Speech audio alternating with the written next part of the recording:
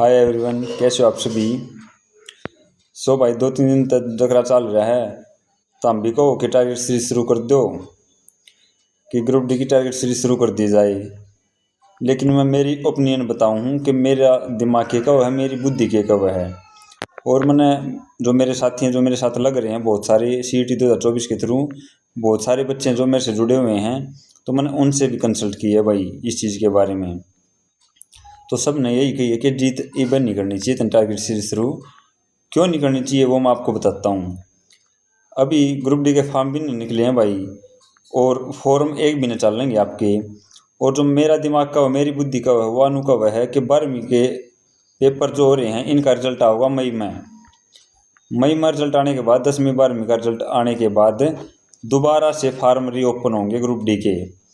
और रीओपन होने के बाद ही आपके उसके 1 से 2 महीने के बाद एग्ज़ाम होगा, और उससे लेट तो कितना हो जाओ, यानी ई फार्म रखेंगे फिर दोबारा तो रीओपन होंगे।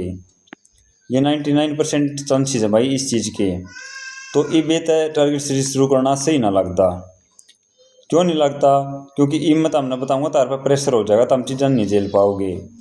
तो ई जो टाइम होया करना है पेपर तय, मतलब काफ़ी टाइम है। ई आपने क्या करना चाहिए, आपका जो वीक सब्जेक्ट है उस पर काम करना चाहिए। मान लो जीत का मैथ कमज़ोर है और सब्जेक्ट ठीक है तो मैंने मैथ पर थोड़ा टाइम ज़्यादा देना है, या मेरा GS सेक्शन थोड़ा वीक है तो मैंने GS सेक्शन पर ज़्यादा ध्यान देना है, दूसरा थोड़ा कम ध्यान देना है। तो नो ये करना चाहिए। टारगेट सीरीज सही चीज़ नहीं है इतनी, क्योंकि वो बीच में छूट जाओगी भाई। तारे बस जोश है 2 से 4 दिन का है, 5-7 दिन का है, फिर उतर जाएगा, बहुत घने छोड़ जाऊंगे। तो ये चीज़ सही नहीं है भाई, फिलहाल सही नहीं है। सही टाइम आओगा तो मैं वह चीज़ मैं करूँगा। अब फिलहाल क्या है, मेरा मोटिव क्या है, बहुत कम टाइम में तरती बहुत ज़्यादा डिलीवर कर दूँ चीज़ें। क्योंकि मैं ये टारगेट से शुरू करूँगा, मान लो तो मैंने कोई क्लास बता दी, मैंने इंग्लिश की किताब बता दी, क्लास बता दी कि यार चला लियो, लेकिन वो क्लास तो 7-8 क्लास हैं एक टॉपिक की यार। तो हमने दिक्कत होगी। मैं क्या करना चाहूँ, मैं पहले एक बार थोड़ा सिलेबस करवा दी, कोई ना फार्म में खड़े ना कोई पेपर ही बे, तो ये अपना टेम है पढ़ने का। तो फिलहाल मैं जैसे रीजनिंग पूरी करवा दूँगा 6-7 टॉपिक्स में, 6-7 क्लास होंगी आपकी 30-30 40-40 मिनट की पूरी हो जाएंगी। फिर मैं टारगेट सीरीज दूंगा तो उसमें कह दूँगा 30-40 मिनट की वह क्लास देख लो ना। फिर मैं जो नोट्स बना रखे हैं सिर्फ वो कहूँगा कि जो उस क्लास में तो नोट्स बनाए थे ना आपने, वो रिवाइज कर लियो। तो वो बेटर ऑप्शन है भाई। मैं मैथ इतना मैं धीरे धीरे कंप्लीट करवा दूंगा, एडवांस मैथ भी कंप्लीट हो जाएगा। ऐसे ही इंग्लिश कंप्लीट हो जाएगी, हिंदी कंप्लीट हो जाएगी।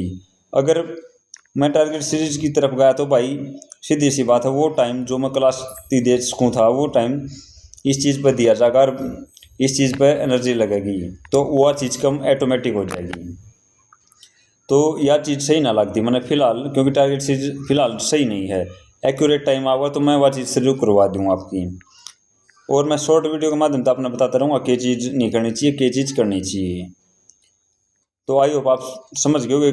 और जो फ्रेशर हैं बहुत घने लगभग उन्हें तगाजा लग रहा है कि टारगेट सीरीज शुरू कर दो। लेकिन जो बालक काफ़ी टाइम से तैयारी करें, जिनकी तैयारी भी है बढ़िया, जिन्हें 3-4 साल 5 साल हो गए तैयारी करते, तो उन्हें पता है भाई इस चीज़ का। तो कई भैया की भी सजेशन आई है तो वही चीज़ मैं इम्प्लीमेंट करना चाहूँ।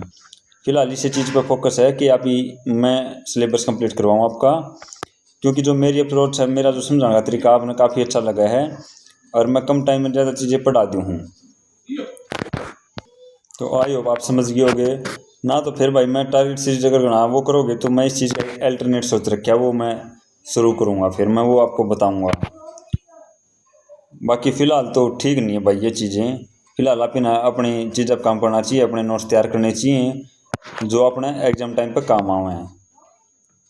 तो इतना ही कहना चाहूँ था भाई। सबने राम राम।